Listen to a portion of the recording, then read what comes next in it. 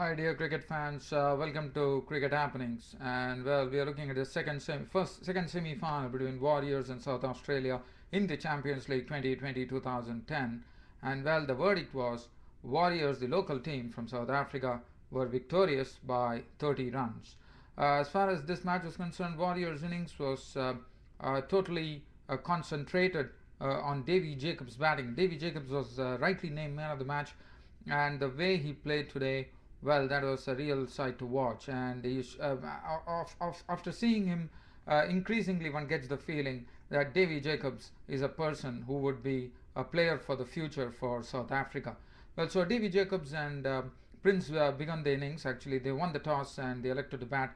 And Davy Jacobs, is the captain of the captain of the team. In fact, Colin Ingram is the captain. So Davy Jacobs and Prince started, and Sean Tate of South Australia gave them a breakthrough with a very good lifter to Ashwell Prince, and Ashwell Prince edged it into the slips, and Harris took the catch, and Prince was gone for a duck. So that was the first wicket to go at 1 for 1.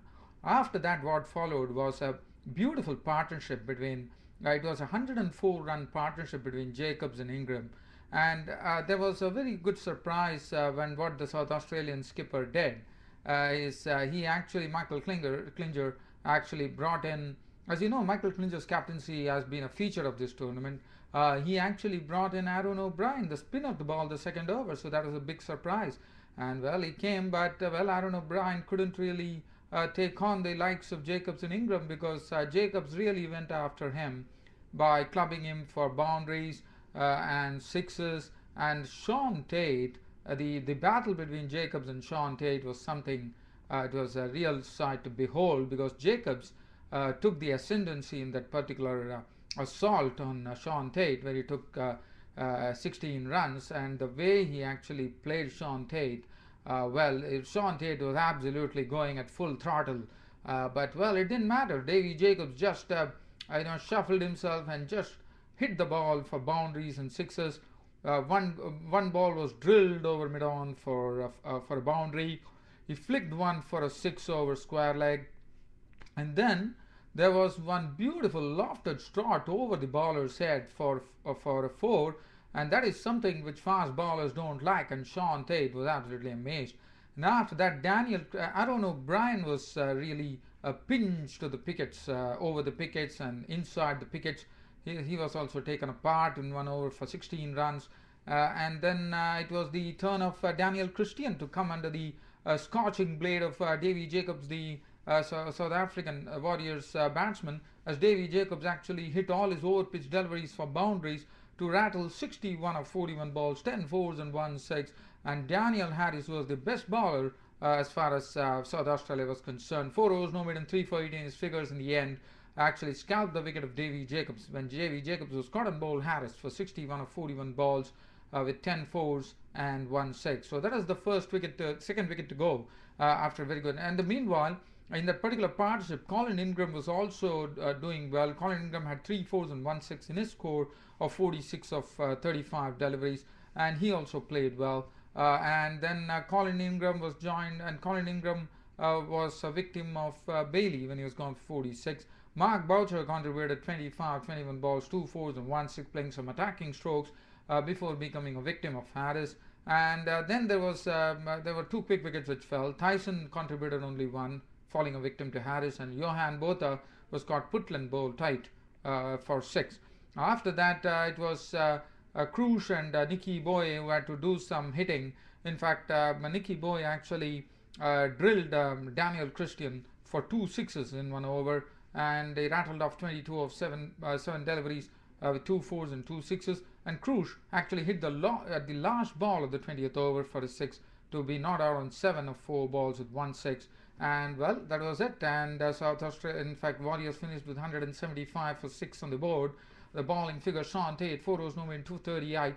Brian 3 overs, none for 22. Putland 2 overs, none for 19. Daniel Christian 3 overs, none for 45. He was absolutely pasted to all corners of the field by the batsman. And Bailey 4 overs, no more than 1 for 28. And Harris 4 overs, no more than 3 for 18 was the best as far as South Australia were concerned. As far as South Australian innings were concerned, the South Australian innings never got any momentum. There were some quick wickets falling at regular intervals, and the only person who actually really played was Callum Ferguson, who contributed 71 of 49 deliveries, 8 fours and 2 sixes in that effort of 71. Other than that, it was a good breakthrough. In fact, Yuan Theron was bowling very economically. Luan Sotsobe was the one who was responsible. As you know, South Australians openers, Daniel Harrison, Michael Klinger, has been a sort of a feature of this tournament because they have been getting some very good opening starts. But today it was not to be. Lonwabo Sotsobe was absolutely on the money. And the other thing is that there was a sort of a game plan as far as the openers were concerned. I'm sure the Warriors would have really worked on that. It really paid off as Lonwabo Sotsobe saw that Daniel Harris and Michael Klinger are very good players on the offside. He didn't give anything much on that particular half. He started putting it on the middle and leg stump, and they were forced to play onside strokes, and that was what actually brought the openers doom as far as Sotsobe was concerned. When actually the first to go was Daniel Harris, who was actually going for a pull shot. It was caught by Boucher for 8 of 14 balls with 1-4, and Michael Klinger followed him to the pavilion when he was caught flicking at a ball from Sotsobe on middle and leg stump, and he flicked it to Botha square leg. He took the catch, and he was gone for 13 of 9 balls, 1-4.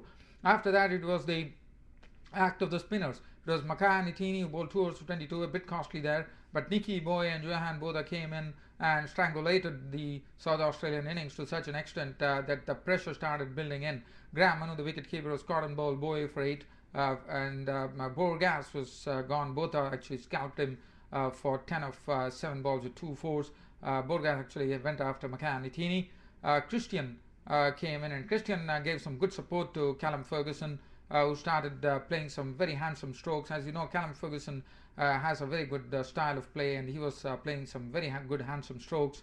So Daniel Christian was concerned. He contributed 19 with one very good 6 of 23 balls before becoming a victim of Yuan Theron, who came back for his second spell. He was gone. Tom Cooper was out for 6. Ian O'Brien was not out on 1. And they tried their best, but as I said, Callum Ferguson was the only one who really offered some resistance, barring Daniel Christian, who made 19. In fact, Callum Ferguson was LBW bowled both for 71 of 49 balls, 8 fours and 2 sixes, 145 for 7 South Australian score, finishing 30 runs short of the Warriors' innings of 175 for 6 wickets in that 20 overs. So that enables Warriors to actually come into the finals of the Champions League 2020 tournament, and tomorrow they'll be taking on Dhoni's India Chennai Super Kings, who are the IPL champions from India. And tomorrow is the final, which is going to be played. And let me tell you, we are going to have a full house here because there's going to be a holiday crowd there on a Sunday in South Africa, and we are going to have some real fun there as far as the finals of the Champions League 2020 is concerned. So tomorrow is the finals of the Champions League 2020 tournament, Chennai Super Kings versus the Warriors of South Africa.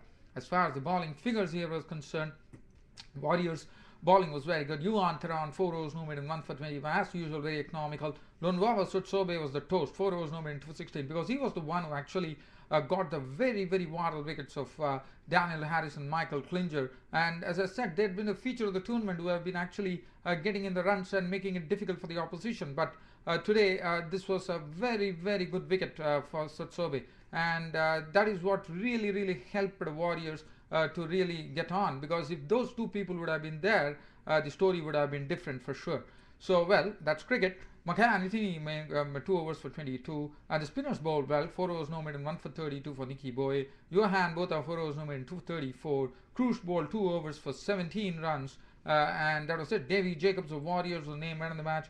And well, dear cricket fans, tomorrow is the final of the Champions League 2020. So the curtain comes down on the Champions League 2020 tomorrow, and that is going to determine in the world, in the cricketing world, which is the best domestic team in the whole world as far as cricket is concerned. So tomorrow we will know whether local South Africa are the ones who are the best in the world as far as domestic tournaments are concerned, or is it going to be India, Dhoni's Chennai Super Kings. So we should have a great game ahead tomorrow for sure. So we are all looking forward to it, and I'll be back with a full match report tomorrow when the finals of the Champions League 2020 would be over. Other than that, dear cricket fans, I'm trying to see if I have some time.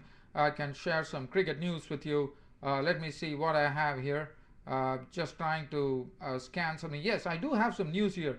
As you know, the Australians have kick-started their tour of India today. This was a match between Australia and the board President's 11. And well, two centuries there. The Indian bowlers were sent for a leather hunt here. Sreesanth didn't bowl well. Piyush Chawla, there were some lot of faces in the Indian team as far as the board President's 11 were concerned. But South Australia, sorry, not South Australia, the Australian team had a very good hit there. In fact, they finished at 319 for 1 in their first tour match. 319 for 1 in 90 overs when stumps were drawn on the first day of the first tour match between Indian board President's 11 versus the Australians at Chandigarh here.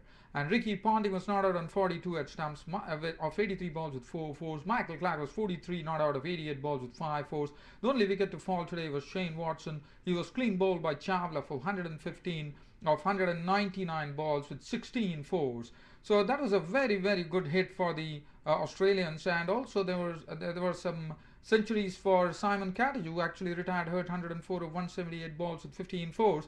And the bowling, unfortunately for India, didn't really doesn't make any happy reading because there was the way things went there. Sreesanth 13 overs, 3 maidens, none for 41 his figures.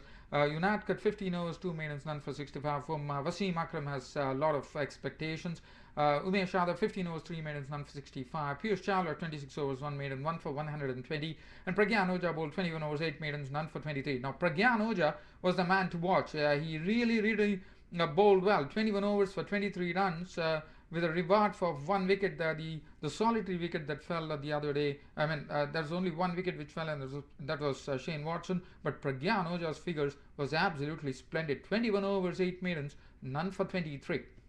So this particular match, what it does is, this is the first day of the first tour match which just started. So basically, it was kick-starting the Australian tour of India today. As far as the Indian board President's 11 is concerned, well, we have the board President's 11.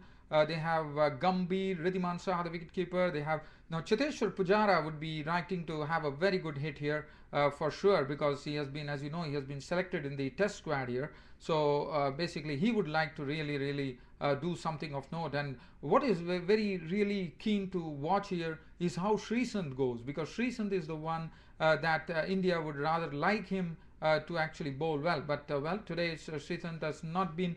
I wouldn't say he was not very good, but if you see his bowling figures, 13 overs, 3 maidens, none for 41. Maybe Sreesanth could have scalped some wickets. So Sreesanth has to really, Sreesanth is the man to watch as far as this particular pace attack is concerned. Javed Unadkat is a young bowler. He got an opportunity.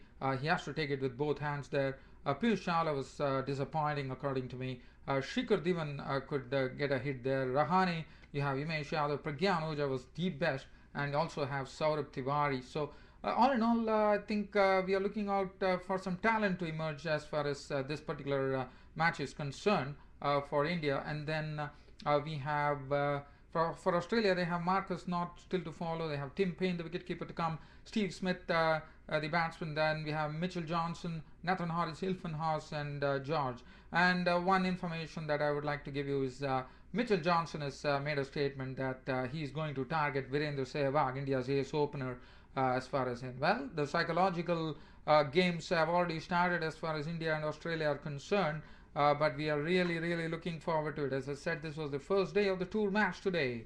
Well, dear cricket fans, that's about it as far as Cricket Happening is concerned. This edition of Cricket Happening is concerned. As I said, I'll be back with a full match report tomorrow on the finals of the Champions League 2020, which is going to be played between Warriors of South Africa and India's Chennai Super Kings. So until then, it's Ram saying goodbye. Thank you.